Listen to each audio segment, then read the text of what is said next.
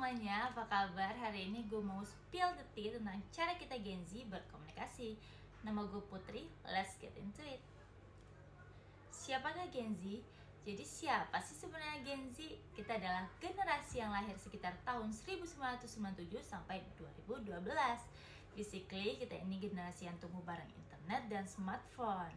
Gak heran kalau cara komunikasi kita tuh beda banget sama generasi sebelumnya. Nah, kalian pernah gak sih ngerasa aneh gitu waktu ngobrol sama orang tua, kakek, nenek, atau tante kalian? Karena mereka tuh gak paham gitu bahasa kita. Nah, itu yang bakal kita bahas sekarang. Nah, ada digital native.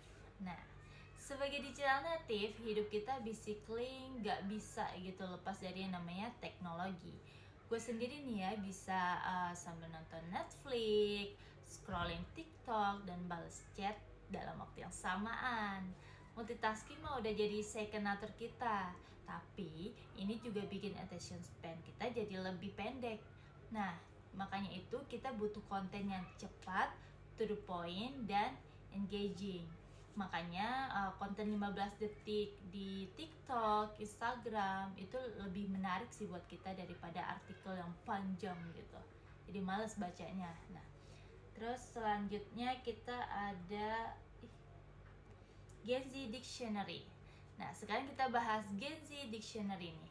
Kalau lo nggak paham istilah-istilah yang bakal gue sebutin, sorry to say, lo bukan Gen Z ya. Nah, jadi ada slang term.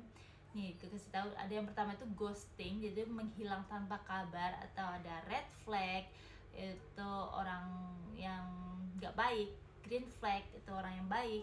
Terus ada juga stan, itu ngefans berat gitu. Nah, terus ada juga singkatan atau abbreviation kayak TBL, takut banget loh, atau ISTG, atau I swear to God. Terus ada juga emoji language yang punya arti sendiri. Misalnya kalau ada yang kirim gambar tengkorak tuh bukan berarti dia nyumpahin lu mati ya, tapi artinya dia tuh kayak ketawa sampai mau mati gitu.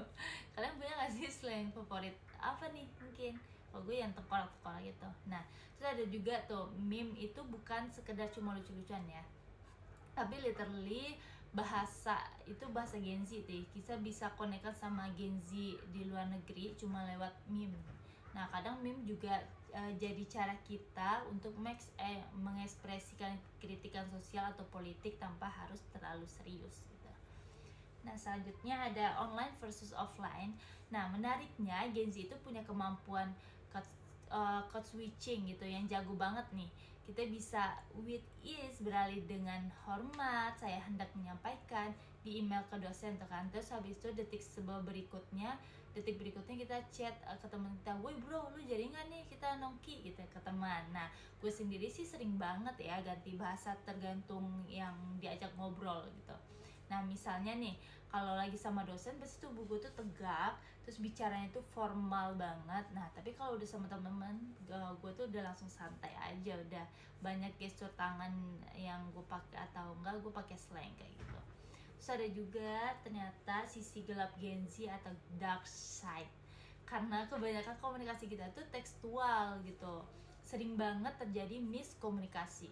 Coba deh kalian bayangin ya, gue tuh pernah ngirim chat oke pakai titik gitu. Terus temen gue tuh langsung mikir kayak, lu marah ya sama gue, lu kenapa dia marah ya sama gue tuh. Padahal gue tuh kayak fine aja sebenarnya, tapi dia udah negative thinking aja. Nah, terus ada juga nih echo chamber, dimana algoritma media sosial itu bikin kita cuma lihat konten yang kita setuju aja, ya gak? Bener gak nih yang Gen Z? Nah, dan yang satu lagi yang sering banget terjadi, cancel culture. Satu tweet kontroversial bisa berujung pada pembatalan seseorang secara sosial. Nah, so why does communication communication matter? Karena cara kita komunikasi sekarang akan membentuk standar komunikasi di masa depan gitu. Gen Z itu udah mendorong komunikasi jadi lebih visual, cepat, dan multi-layer. Nah, menurut gue ya, kekuatan terbesar komunikasi Gen Z itu adalah adaptabilitasnya sih, karena dengan cepat ke platform, karena dia cepat beradaptasi gitu loh dengan platform baru, tren baru, dan cara komunikasi baru kayak gitu. That's all from me. Thank you udah mau dengerin presentasi gue hari ini. Sekian, terima kasih, bye-bye.